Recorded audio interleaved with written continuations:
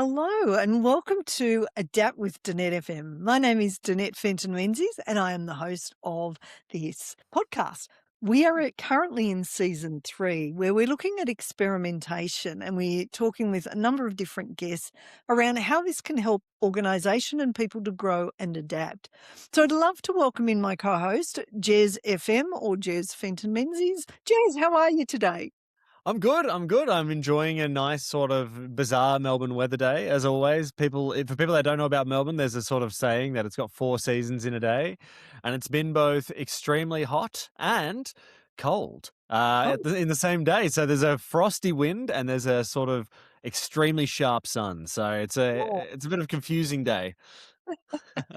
it's But other than that, adapting. very good. It's exactly very adaptable kind of weather that I'm in.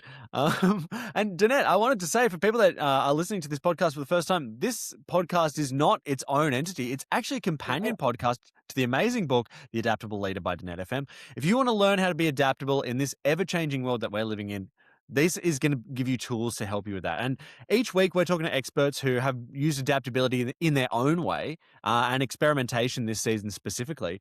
And so I think I'm really excited to jump into our conversation shortly. But before we do that, Danette, we've got to jump into our segment that we always start every podcast with, which is looking around the world and getting your adaptable lens on it in our segment, Adapt the News.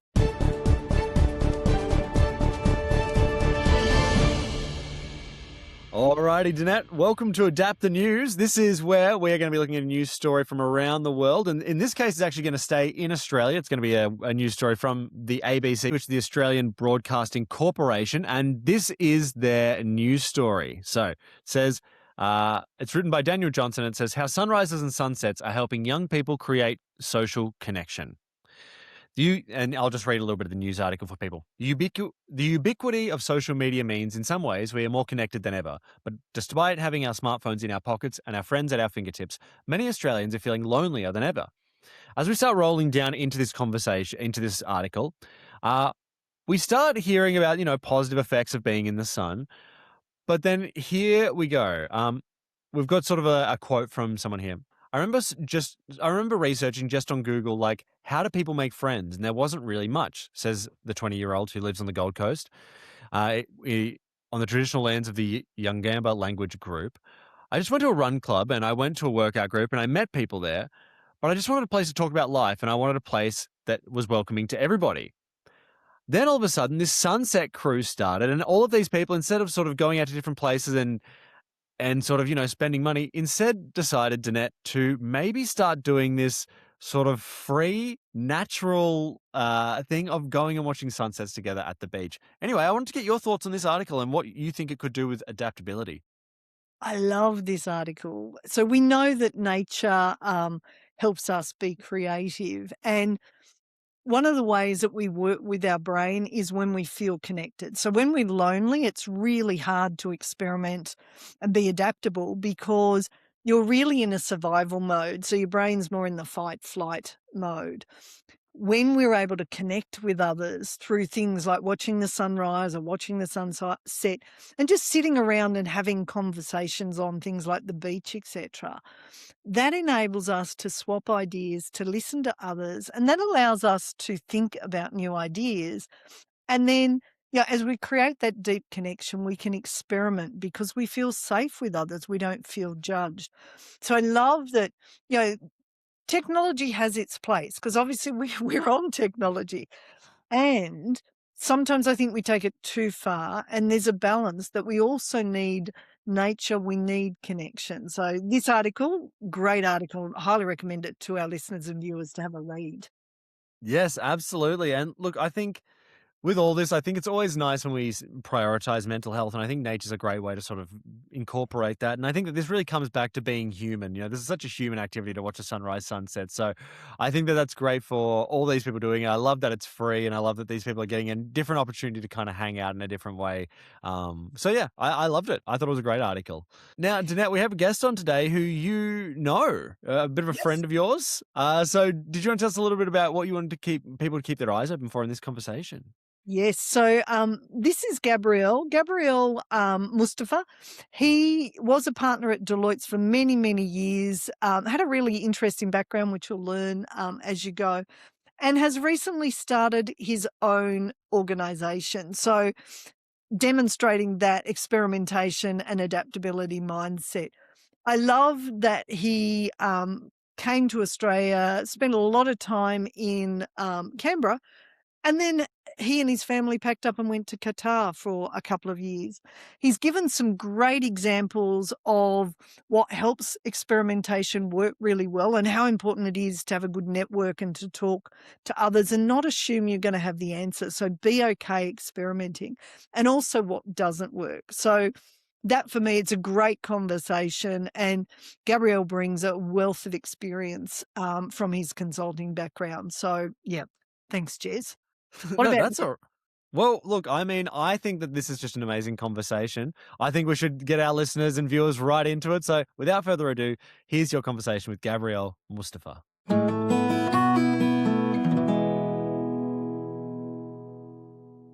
and super excited. I've got a dear friend of mine today, Gabriel Mustafa, and we've known each other for some time. And so, Gabriel, I'd love for you to introduce yourself to our listeners and our viewers, please. Thank you. Thanks, Danette. And thanks for having me on your podcast. It's really, really fun to be on your podcast. Um, so, again, you mentioned my name, Gabriel Mustafa. I moved to Australia in 1994 as an international student at the age of 18 and straight to Canberra. And, I got into University of Canberra at the start, first year, it was like, oh my God, this is such a quiet place and all. And, but you've got to do 12 months in Canberra to grow into you. So fast forward 30 years now. So I've been here 31 years, sorry. And, it's been really, really amazing. I met my wife here in Canberra, and Canberra is our home. Um, and we've got three lovely kids, two grown-ups and one little one still in primary school. Um, in terms of, my work, I've got about 25 years worth of experience in public sector finance. In Canberra, obviously working with the federal government department, both as an employee and as a consultant. And it's been really, really interesting, working in the public sector finance, making some really good, working on some good projects and all. It's been good fun. Outside work, I always ask question at the interview to people, what do you do outside work? For me, I love music. Coming from Indian subcontinent, I am a Bollywood junkie music person. And we do a lot of travel together. We love traveling to Asia, especially. And I do play tennis on a regular basis, so that keeps me sane and keep me fit as well. And you've recently started a new adventure, which I'd love for you to share with our listeners and viewers just about what you've just started. Sure. So as I mentioned, over 25 years, I have been working as an employee. So I've recently finished with Deloitte. I was a partner in the CFO advisory practice here in Canberra. And, I think I've got to a stage of life where I want to try something else. So it's probably related to our topic today, but we'll talk about that in a minute. So it just got to a stage where I was sort of, when I wanted to try something else, do something new. So I have ventured out into a new startup of my own. So I will be starting my own consulting firm, and the name of the company will be Bisco Consulting. So Bisco is the name of a school I went to from Kindy to year 10 in Kashmir. And, it was, so it was a boys' school. So you were there were two schools. There was Bisco and Burnhall. So you were either a Bisco boy or a Burnhall boy. So I was a Bisco boy all the way to year 10. So, I wanted to, keep that, close to my heart, that it always remind me where I grew up, and keeps you grounded as well. Love that. Awesome. Well, let's get into the questions. And my first question is, Can you define your definition of experimentation, particularly in relation to leadership and organisations? So there's a quote I was reading earlier on about from Simon Sinek, which says, "Great leaders are not afraid to experiment; they're afraid to standing still." So I think for me, it's very similar. Like for what I see is, in terms of experimenting, it's test and learn new ways of doing things. If you don't try those new things, you'll always be, doing your old traditional methods and all. Um, I had a boss, one of my boss, she always used to say, you need to challenge status quo. It just because something has worked in last decade doesn't mean that it will work for next decade. And the profession that I've been in, financial consulting, the consultancy space has changed so much since I started. So if I look at 25 years ago, the way consulting worked compared to what it's now, it has changed. And next 25 years, it will change rapidly. So I think, from my perspective, experimentation is, trying new things, challenging status quo, and, obviously, don't be scared to try something else. And there will be you may fail, a couple of times, but, at least you're trying. I always say that, failure is not a bad thing. It's actually teaching you what not to do and, keep doing. We had a CEO in the firm who always used to say it's okay to make mistakes as long as you don't repeat them. That's how you learn, right? You make mistake. It worked, it didn't work, you move on and try something else. So I'm a big fan of, trying new things, and I do, I don't settle for, if someone says no, I don't just go and back to my seat and say, okay, or, I tried to ask, but I always sort of say, okay, well, if he or she said no, there must be another way of trying it. So I don't easily give up. I love that. And I was discussing last week with a group about growth mindset, and they were graduates. And I was like, when I first started in accounting, Excel didn't exist. And they're like, what? And I'm Yeah. like, Lotus 1, 2, 3. And they're like, what's Lotus 1, 2, 3? And I was like, nah, see, the world changes. So I love Yeah. that attitude, Gabrielle. So my next question is, I'd love an example of a situation where you noticed or you saw that experimentation worked really well. And what do you think were the key elements of that? Um, So I might give you an example both on a personal and professional life. So let's start with professional. Um, so working with Deloitte, you work on a number of complex projects, right? Which is good. It sort of keeps you motivated and all.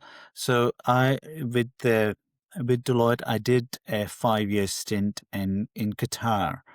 And one of the projects I worked was to set up a new government entity which does food safety regulations and all. So we were called in and to help set up a new agency. There's only one food safety agency in a country. So obviously the benchmark has to be, sort of seen globally. So, Deloitte being a global organization, one of the advantage we had was the global reach. So what we did is we reached out to our global network, Australia, New Zealand, Canada, UK, and US being, the key benchmarks, and sort of said, okay, so how do you actually manage your food safety regulations and things like that? So we had to do a business case around the viability of Food Safety Authority. And, obviously we started with that. So we had to tap into our global networks in terms of, trying something new. Because if we said, well, we'll tell you how to set it up because we've done these, with other agencies, we had to use the live, real examples where it has worked. We had to bring in subject matter experts, from different parts of the world.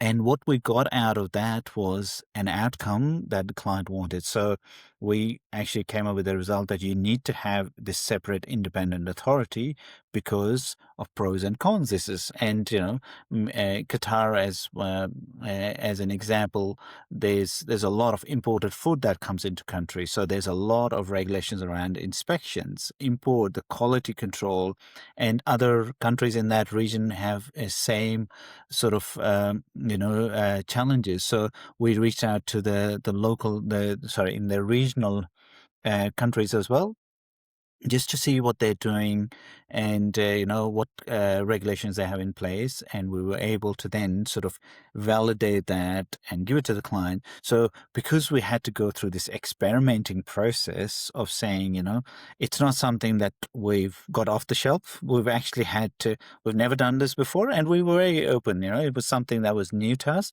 Let's bring in different ingredients and give you exactly what you. So I think that worked really well, having the global thing. On a personal level, experimenting. So as I mentioned in the intro, I came to Canberra in 1994. My wife and I, we got to a stage where we said we've never worked outside Canberra, always lived in Canberra. I think we should try something else. So my parents were still back home in Kashmir at that time, so we wanted somewhere closer to that region. And we said, I said, let's try and look for a job in Middle East region. And I got a job in Qatar. So never worked outside Canberra, not even Sydney, Melbourne. So, we were living in this bubble where commuting from A to B is so easy. It was our comfort zone. We knew everyone, we knew the people, we knew the place. So going to a completely new country, and for me, in terms of professionally, I knew I had no contacts. I went with a clean sheet of paper, and having that worked, and learning things, how to move to a new country, how to get a new license, new house, a school for kids, and our third son was born there. So there was a lot of things that those 5 years taught us. And when we're coming back, we're like, oh, we should stay here longer, but we had to come back. Obviously kids were growing and all. So I think in that, because we came out of our comfort zone, we tried to experiment. Let's try to see what it means to live in a different country. Try going completely. I mean, it could have God forbid, failed miserably. If we didn't adjust ourselves there, or kids didn't like it, but we made it work, and stars aligned, and it worked really well. Nice. I love that you've demonstrated it, and I love that you shared that personal example too, Gabrielle. So thank you. So then my next question is, what challenges have you seen when it comes to experimentation? And do you have an example or a couple of examples of where experimentation didn't work? I think one of the main challenges that I've seen in professional life with experimentation is resistance to change. There's a lot of senior leadership that obviously they can't make decisions, or they don't want to make decisions. They've used they're used to a process or system that has worked, and it's sort of uh, not worth the change. I remember one of my bosses. I was a young early 30s with a lot of ideas. I used to go to him and say, "Oh, why don't we do it this way? Why don't we try something?" And his standard response was, "No, we tried it 10 years ago. It didn't work." And I was like, "Okay, I'll go back to my desk and and try. Hey, why don't we do this? Should we try this?" No, we tried it before as well, and there was few challenges. It was always So I think the resistance to change is one of the biggest challenge with experimenting, and we'll come back to obviously the next generation, what they're looking for, compared to, I think, in experimentation, we've got obviously people who are sort of towards end of their professional careers. They're people like me who are sort of mid to end of their careers, still 10, 15 years to go. But then you've got this new generation who's coming, who's hungry, who wants changes, who don't like to work 9 to 5 and sitting on a chair. So I think the challenge is that resistance to change. And also the industry that I work, which is finance, we say that the future of finance is tech. So, I've learned accounting. You mentioned about people didn't know Excel. I learned accounting through trial balances, and I'm sure if I tell any of the new generation grads about trial balance, they'll say, "What is that?" They've never used it. So I think it's more about being tech savvy, and leaders need to be very, very clear that we are actually we don't have the legacy systems where things have worked in the past, but they're no longer going to work, and people will just get bored because they have options now. Um, to your second question, where it didn't work. I've got an example of a client. It was a banking sector client where the chief exec got us in, and he said that I've got staff working here very late almost every day. He said, I want to understand what the problem is. Sorry, in the finance section.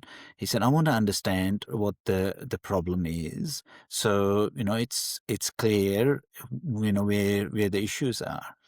And what we found out in about 6 to 8 weeks' time, we did a project, we looked into it, and we said, your system is very, very old.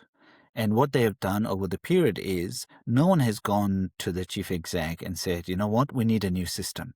What they've done instead is they've gone and said, oh, I've got this really good reporting tool that could help us do this.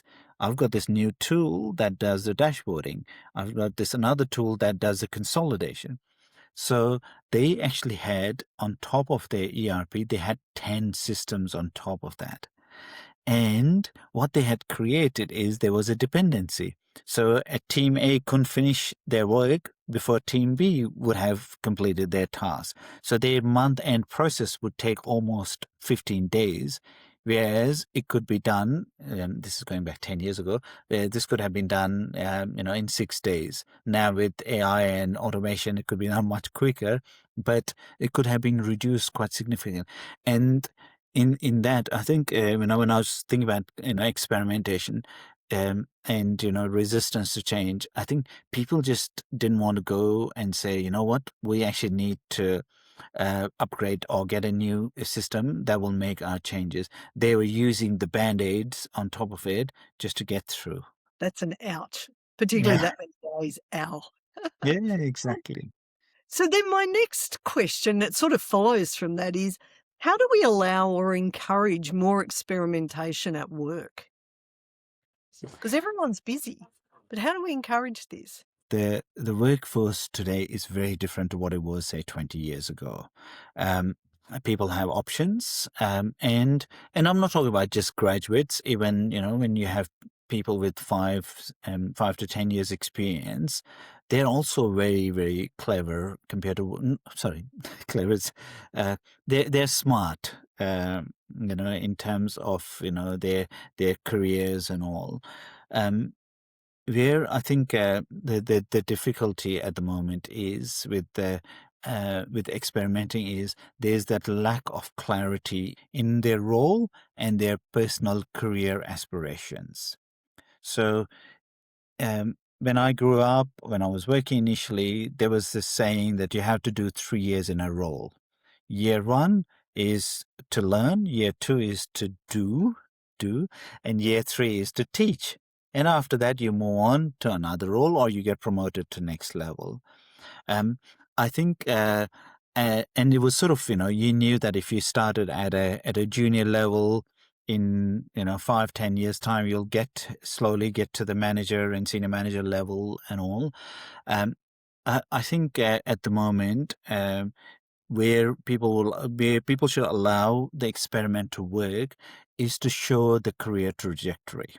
So I think that's lacking at the moment because people think that I'm going to be a manager for the next 5-10 years, whereas leaders, I think what they need to show them is that what is required as a manager, and when you started over delivering, you're then ready for the next level and all. But then the flip side of that is, with with current generation, they want to get promoted, in next 10 minutes. So I had a junior staff member who joined, my team, and I was trying to show her, where do you see yourself in 5, 10 years time?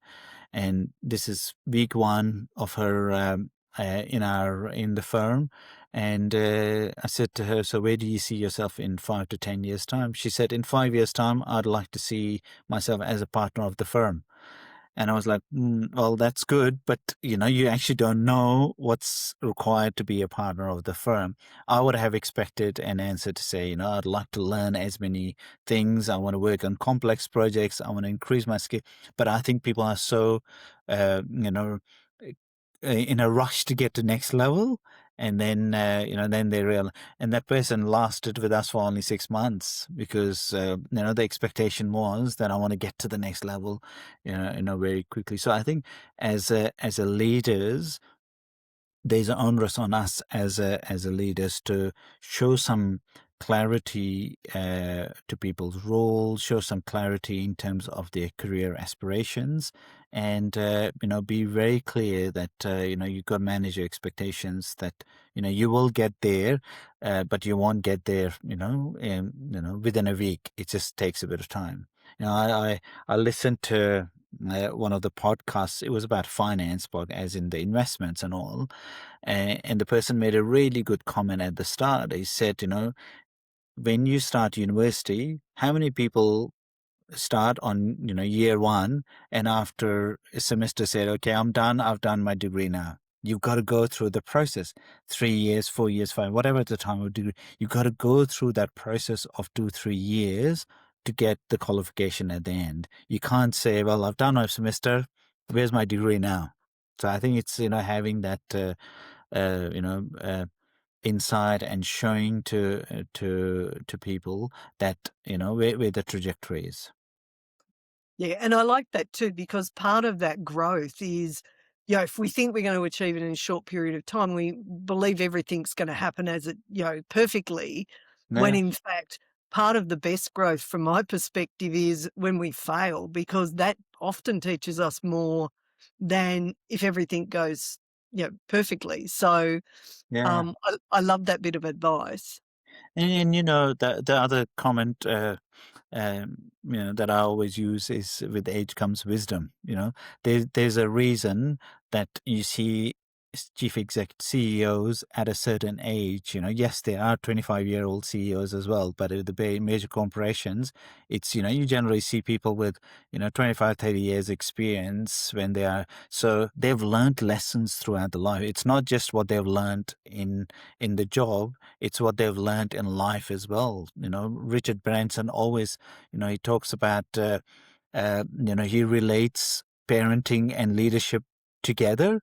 Like, you can't be a really nice parent and a really bad boss, or vice versa. You've got to be, sort of, aligned. Nice, nice. So my next question is, why is it important for leaders and organisations to encourage experimentation if they want to adapt? Um, I think it links to my previous response, Danette. The work is different now. Workforce is changing. The actual work. And again, if we talk about IT, 20 years ago or 25 years ago, it was about Y2K, all about coding and all. But the IT field has changed so much. The healthcare has changed so much. So has finance. So I think, it's important for leaders to adapt and try new things. I would say in finance, what we're doing today is not what we're going to do in 10 years time. What that is, I don't know the answer, but it will be something different, and you just have to keep learning. So I think, that's number one. And the workforce is different as well. When I started, it was a 9 to 5. You have to be in office or 8:30 in the morning. And as a graduate, you were, it was okay to say from your boss to say, "Can you photocopy this?" And you'll photocopy it. But workforce today is very different. They want flexibility. They want to know how AI can be implemented and used in their workforce. They work smarter, not harder. And the other thing, which is a good thing that I've seen a big shift in last, say, 5, 10 years, is previously it was all process driven. Have you tick in the box and all, but now it's outcome focused. The clients are basically saying that well, we want you to come in and do a piece of work, and I want to see an outcome of that. They're not going to ask, have you worked this 2 hours on this or 20 hours on this. Have you got the right outcome? And I think that's a good change in terms of experimenting to make sure that what is it. I think no one will see the clock and say, "Oh, it's 8:59, thank you, you come to office today." You want to work from home, as long as the work is delivered and the quality of work is maintained. The leaders need to be very, very open and adaptable about it. And I know we've heard this in different formats and all, the comparison of Nokia and Apple. What in 90s when I was growing up, and when this not smartphones, the actual mobile phones came in, everyone had a Nokia. And I was a Nokia fan. I was probably, as the new model came in, I would buy buy a new model. But the reason it doesn't exist now is because they didn't adapt. They didn't see that well, the requirement now or expectation is, I want a smartphone. I want a phone that plays music, that does my banking, that does that makes calls and all. So they just because they left it a bit too late, the world had moved on. So I think it's very, very similar to workforce as well. We've got to see what one in my industry and in the professional services, what the client wants is number one. I always say focus on two things: clients and your talent, your workforce. What does client want, and are we meeting their expectation?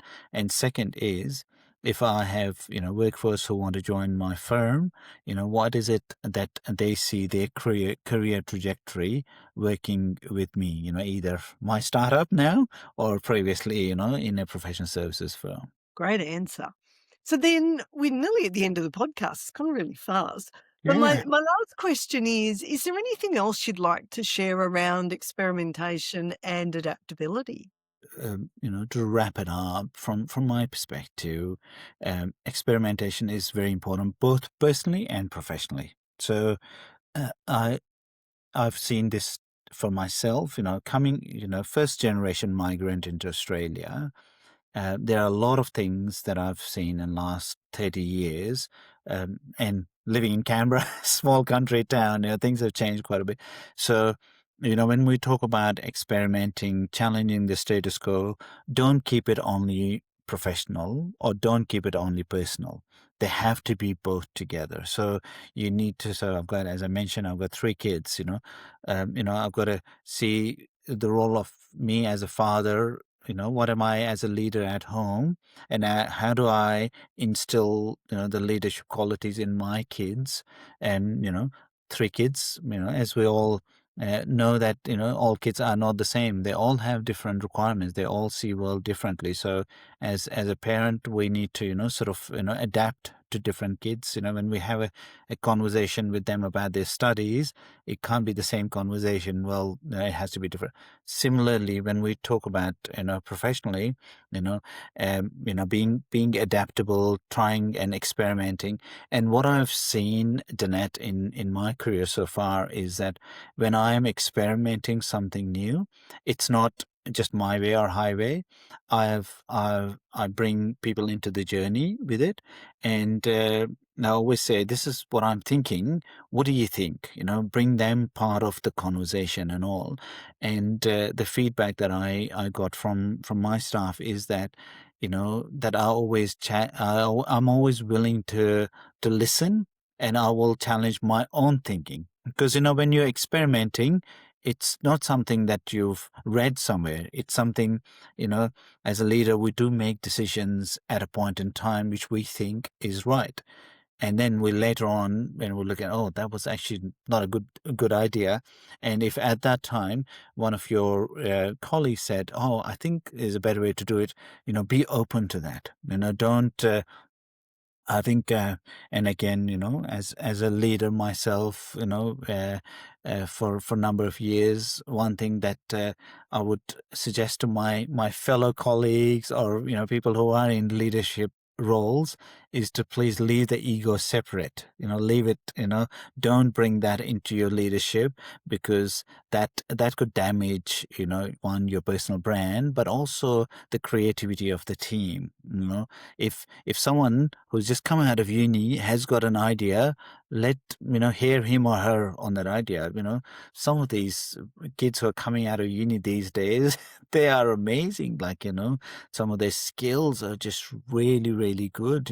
So take that on board. And just finally, experimenting is not one size fits all. If if I'm working on, say, a couple of engagements with different clients, there may be a solution that works for client A, it may not work for client B. So, and it's not you're dealing with people. And Danette, you've been my personal coach, my personal professional coach for years. One thing you've always told me is people by people. There are times where, I would get along really well with a client, and then we work together and create a magic, and the outcome is amazing. And there are times where personalities will not be the same, and so you got to adapt. So I think keeping that in mind, that one size fit all does not work in the current leadership regime. So that's what I've sort of experienced and learned over the years. Gabriel, thank you so much for joining us on the Adapt with Danette FM podcast. We're going to include your contact details, because we're pretty sure there'll be viewers and listeners that will be wanting to reach out to you. So can I say thank you very much for joining us on the podcast? And Thank you for also having to me. our listeners and our viewers, stay adaptable.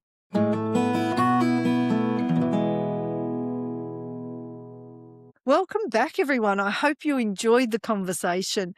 Jez, what were some of the takeaways that you got from the conversation?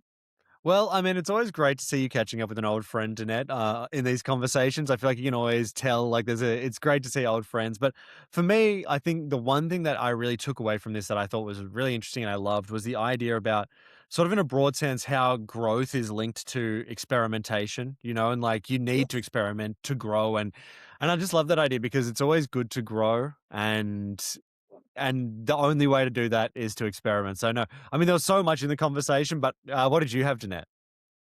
I loved that Gabriel embodied the fact that it's not just at work that we need to experiment, we should also experiment personally.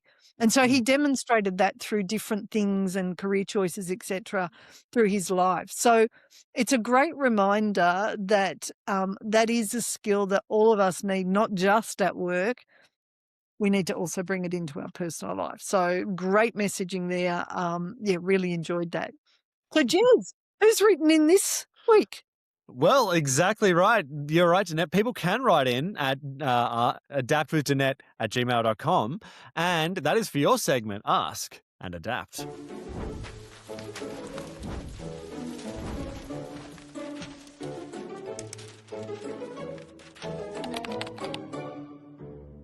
Alrighty, everybody, welcome to Ask and Adapt. As Danette mentioned before, this is the segment where you can write in and ask Danette a question which she can analyze with her adaptability lens. It can be about experimentation, it can be about adaptability. You write it in. Hopefully, we'll get to it in a future episode. Now, as I mentioned, you can write in at adaptwithdanette@gmail.com, but you also can write and leave a comment on our Spotify or YouTube. And this week, we've actually had a YouTube comment. So I'm going to read this one. This is from user Damon9, but the O is a 0. And they've written, what are some daily tips you have to be more adaptable?